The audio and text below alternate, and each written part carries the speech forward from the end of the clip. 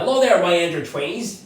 Are you a manager who wants to know how to coach your employees successfully? Well, don't you worry, my friend, because I'm here to share with you results. My self-conceptualized steps or process in coaching our employees, well, with results. You want to know how to go about this? Well, let's go through each of the letters, shall we? The first letter of results is R, and R stands for relate with the coachee. Remember this, my friend. Before we roll our sleeves up and get down to business with our coaching conversation, we have to build rapport with our coachee first. We have to warm up to the person first. But the question is, how do we warm up to the person? Well, start it off by exchanging pleasantries or greetings. And then we follow it up by checking on the person. The person, his surroundings, his situation, his day, or even non-work related matters like with his family and friends. That's a good way to start it. Or, if we're comfortable with it, and it's okay with the person, and you're kind of close to your employee, and it's not going to create an awkward situation between the two of you, making or cracking some friendly jokes can also help. And that's what we mean by relating with the coachee first. Now, once we're successful in setting the right or proper tone or mood of the coaching conversation, and we've successfully put our coachee in a situation where he's loosened up and he's not considering the meeting as too stiff or work related to a fault, we can now go to letter E, express the performance gaps. Our role here is to share with them transparently, sincerely, thoroughly, and positively both the perceived and observed performance gaps. And as we're relaying the information, we have to back it all up with proofs, evidence, reports, documentations, etc. so that our coachee can acknowledge that there's really a challenge that has to be overcome and that there's an urgent or must need for him to address it or those. Okay? So that is what we mean by express the performance gaps. But keep this in mind, as you are relaying the performance gaps or the reason why the person is being coached to begin with, we have to keep the entire conversation from start to finish positive and friendly. Which is why you, if you want to be an effective coach, must be very good at positive framing. Okay? So that is E. Next would be S, self-realize. I honestly believe that any of us would acknowledge that there is something wrong that needs correction or improvement if we would have realizations on our own. So to help our coachee have realizations by themselves, we have to let or allow them to assess their own performance. So basically, we put the limelight on them. So at this point, we go on an active listening mode. And as we are listening actively, we take down notes seriously and just let the employees do the explanation. This is not to make them defensive, but this is just to explain their side because we're both in it together. Okay? And then, as our coachee is explaining his side or assessing his own performance or sharing his own thoughts or opinions about the matter, we acknowledge, understand, and appreciate their inner thoughts and feelings. It's very effective. And last but not least, once we've heard everything, that point is always the perfect opportunity for us to share our feedback as a concerned superior or authority. But remember, guys, when we are sharing our feedback, we have to use a sandwich method. It's very basic. To simply put it, it's positive, negative, positive. We start with some good points about our coachee. We share the area for improvement positively. And then we sum it all up or we end it with something positive as well. That is what we mean by the sandwich method. So once we're successful with self-realize or making our coachee self-realize, we go to U. U is understand the root causes.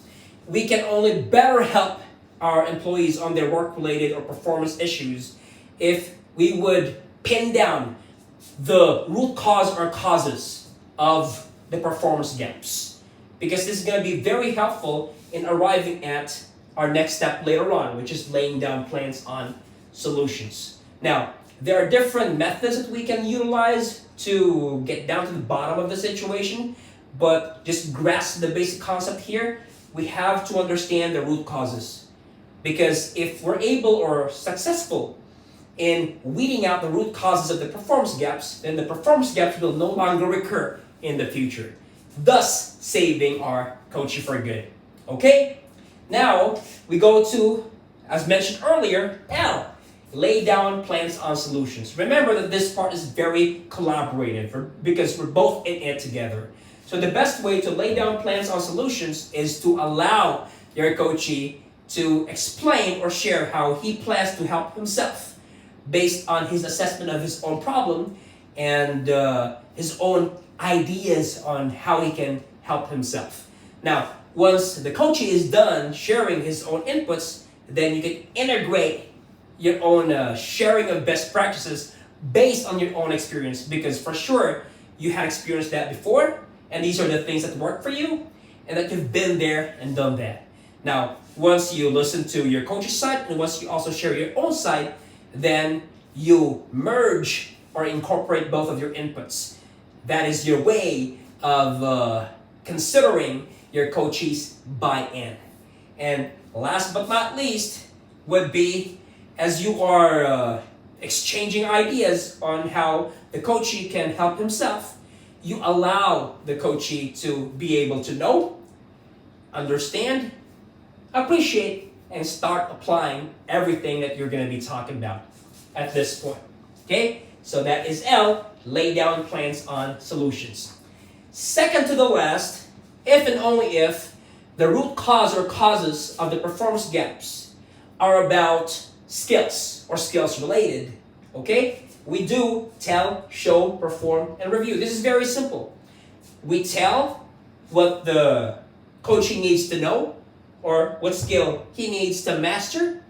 And then because we are always a notch higher or ahead and we've been there and done that, we demonstrate it to them. We show how the skill is done.